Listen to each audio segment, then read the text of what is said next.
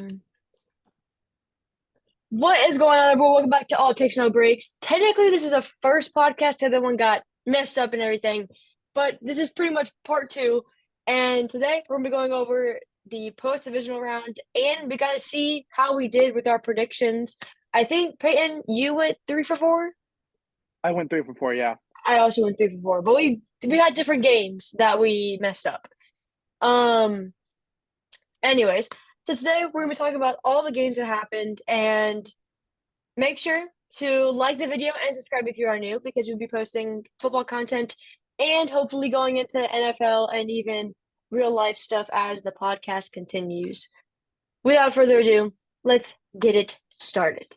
So, first topic for today, we got the Jaguars versus the Chiefs. Now, this game wasn't that interesting. It honestly was kind of one of the worst games that I watched this I agree with postseason. that. And the score was 27-20 Chiefs. Trevor Lawrence is very disappointing. I mean, 217 yards, 1 touchdown, 1 interception. Patrick Mahomes came back from a high ankle sprain. Now, there is levels, so he was able to play it out. But Chad Henne played the last 2 drives of the half, scored a touchdown, and Patrick Mahomes threw a freaking one-legged touchdown, which we actually can show because we figured out how to do the whole share screen thing. So let's show that. Yeah.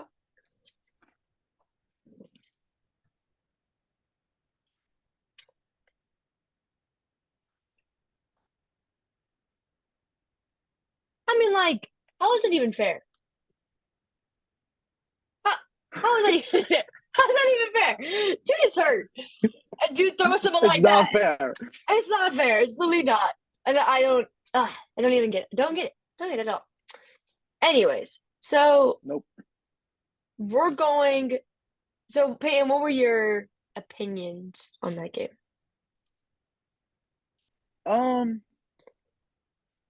I mean, I said the Jags just in general played better than the Chiefs. Like, they moved the ball, of course. They can move the ball. I mean, it was still pretty boring. Um, I mean, Trevor Lawrence played okay. Like, it wasn't his worst game, but it wasn't his best. I was expecting a better game, but it was still a decent game. And then for the Chiefs, I said they played okay as well. Patrick Mahomes got hurt, which is gonna hurt him in the the next round against the Bengals, because that Bengals defense is stacked. So if he keeps playing, he could potentially hurt it again. I don't know. Mhm. So that's my opinions. So I mean, you said it pretty well. Now, we've got this man named Travis Kelce. Look, easily the top tight end in the league. Arguably could be the top tight end in the league all time by the end of his career. He had 14 catches, which broke the NFL record, 98 yards and 2 touchdowns. I mean, that's crazy. It was that literally is like crazy. Patrick Mahomes and Chad Henne had their eyes locked on him. Because when he gets going, he doesn't stop. He didn't. No one stopped him. If you really think about it, no one stopped him. No one. He couldn't be stopped. No one. Nope. Any I play, agree with that. anything, never got stopped. And he's going to be a force to be reckoned with against the Bengals, which we'll talk about next podcast. We make our AFC and NFC championship predictions and go over some other stuff. But now, how did the Jags lose? I mean, you're against a pretty much one-legged Kansas City Chiefs offense. On one leg, how do you lose? How? So Kansas City dominated the time of possession, which hurts an offense that has been playing very well, which the defense is lackluster, so they get tired. But it's not just that. The Kansas City Chiefs were 3 for 3 in the red zone, so they were 100% with red zone efficiency, and the Jags had a terrible second half. They went punt, touchdown, fumble, interception, field goal. The fumble and interception completely changed the momentum, and especially when you're playing at Arrowhead against a team who is 7-1, and plays at home all the time. Like you have to get those yards. You can't turn the ball over, especially at the end of the game. I agree with that. I mean, welcome to Arrowhead. That's what you get. Welcome to Arrowhead. Yeah. And next we got the refs. Now the refs in this game, there was one blatant call that was terrible, which we actually have loaded up. It was Trevor Lawrence that should have been called roughing the passer. They called it for Chad Henne, but didn't seem to call it for Trevor Lawrence. So let's take a look at that. I agree with that. Let's take a look at that and analyze that real quick. So here's Trevor Lawrence clip. Here we go. There we go. I mean, and then let's pause it, actually. That is a late hit.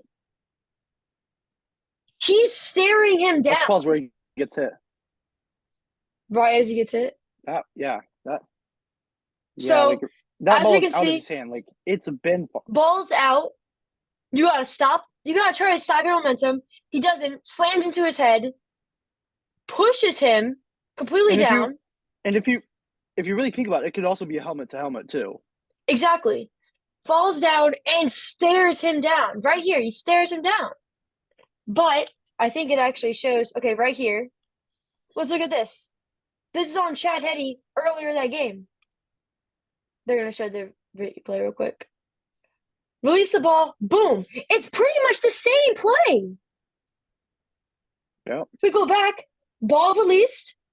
Actually, this one was more blatant than the other one. But right here, helmet-to-helmet contact. Boom. Pushes. He doesn't even push him down. And this one, he doesn't. He tries to rub it off. The other one, he pushes him down and stares at him. Yeah. I mean, just a dirty, dirty play, honestly, by the Chiefs there. And I'm not even surprised. It is the Kansas City Chiefs. Then we have... It is the Kansas City Chiefs. Then... Oh, wait, hold up on it. Okay, there we go. Then we have Collinsworth. Jesus! Bro, this man cannot get enough of Patrick Mahomes. Cannot get enough. Ever. Never. He loves Patrick Mahomes. On God. Like, yes, he does. Yo. Like, it is unbearable at this point. Good. What is your opinion on Collinsworth? He loves Patrick Mahomes. I'm telling you, he talks Patty Mahomes this, Patty Mahomes this, Patty Mahomes this, Patty Mahomes that. So we're gonna Patty Mahomes. Welcome to Patrick Mahomes country. We're at Patrick Mahomes Stadium, and like we're gonna show a clip. This was hilarious. Like the fact that this man said this about this play is crazy to me. Let's show this clip. Let's show this clip. All right, you ready for this? We have to listen to it.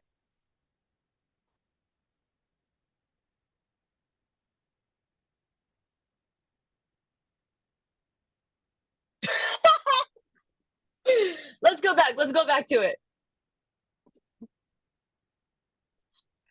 Yo, did you see that play? Were you watching the game, buddy?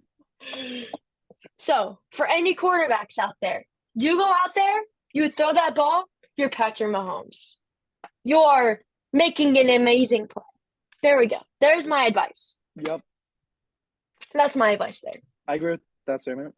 Yeah, I mean, hey, instead of it being the Kansas City Chiefs, it should be Patrick Mahomes Chiefs. Literally, you might as well just name the mascot should be Patty. It should be a burger patty. Like, obviously, personally. If I was Kansas City Chiefs, I would just do that because apparently it's his team. And it is technically his team if you think about it. For real. It's just his team. All right. Next game that was played was the Giants versus Eagles. This game was terrible. 38-7 Eagles. John's not on the podcast today, but don't worry if he was or when he is during the AFC and NFC. We're going to have a whole segment called Giants Slander, and I'm just going to go off on him because he deserves it, and he's missed it, so we got to make up for it. Absolute domination. That game was just terrible. That game was just terrible. It It was absolute domination by the Eagles. And like Daniel Jones played like crap. 135 yards, 0 touchdowns, 1 interception. I mean, the offensive line didn't help with 5 sacks allowed, but you're against a top 2, 3 defense. Then you have Saquon, who got 9 carries. How do you have a top 7 running back in the league and you don't run the ball? Maybe Like, they need to run the ball a little bit more. I think if they gave Saquon Barkley 20 carries that game, the game would have changed. I agree with that. Yeah, that game could have been a lot closer. Yeah, because Saquon is that offense. He makes it he makes that offense a good offense. And he had 9 carries for 61 yards. Like it was working. Like he was averaging 6.8 a carry. He had it, but they didn't give him enough. And what are your takeaways from the Giants? Like what went wrong? To be honest, I think both ends went bad. Giants defense was absolute garbage, and their offense was hellacious. Like it was bad. And that game to me was just boring because we've already seen them play 2 times this year. So to me, it was just not a good game because we see them in 2 times in regular season. And usually when teams like that play 2 times, which you actually haven't seen this playoffs, they play a good game. In the NFC, like the Seahawks 49ers, it was a good game through the first half. Like it was a good game. Yeah, But yeah, Bengals Ravens, good game through the first half. Dolphins Bills, good game. Like all good games because they play 2 times a year. So you think the third time they would get it right and make it a game. But they didn't. nope. It was just I mean, the Daniel Jones showed who he is. He's not this maybe top 15, the top 20 quarterback. Not an MVP according to John. Yeah, not an MVP according to John. I mean, the Eagles showed that they're legit. They went past all these people saying they suck, they suck, they suck. They're gonna not play well in the playoffs. They don't deserve the 1 seed. Blah blah blah blah blah. But the thing about the Eagles is that Jalen Hurts doesn't have to do much. He doesn't. The Eagles' offense was so good from red zone. They were 4 for 5. The fact that they got 4 out of 5 of those red zone, they got points from it. They got touchdowns from it. Is crazy. And the last drive touchdown. Yeah. So we're talking about this last drive touchdown by Kenneth Gainwell. It was like a 30-yard touchdown. They're up 31-7. See, if John was on this podcast, he would disagree with me. But this is playoff football. Everyone wants a playoff touchdown. Everyone. So people aren't just saying, 2.5 minutes left. No, if Kenneth Gainwell sees the end zone, he's going to go to it. And that's exactly what he did. He's going. Exactly. And the fact that people are saying because that's more points for your team. Exactly. And people are saying, like, it's not good sportsmanship. Who cares? That team's going home. You rub it in their face. That team lost 3 times to the same team. You just gotta. Exactly. And we actually have a clip of it because it's actually a great touchdown. Like if this was a nail biter game, it would. It was. I agree with that. Yeah, it was a great touchdown. So we're actually gonna pull it up now. If this goes. I felt like the game could have been better if it was like a close game, but just wasn't. It was just a big blowout. Like. Yeah.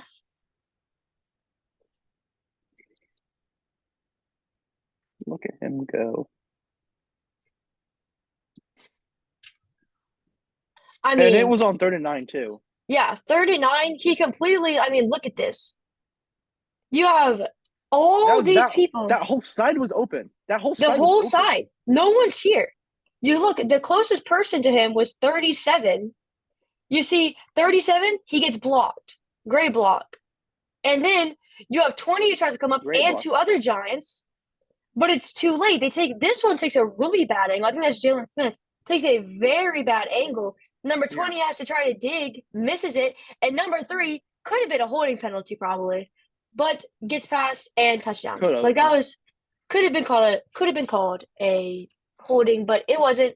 Great touchdown by I agree with that. By Kenneth Gainwell. So I think Now, he just I think it was a good read by him, I think.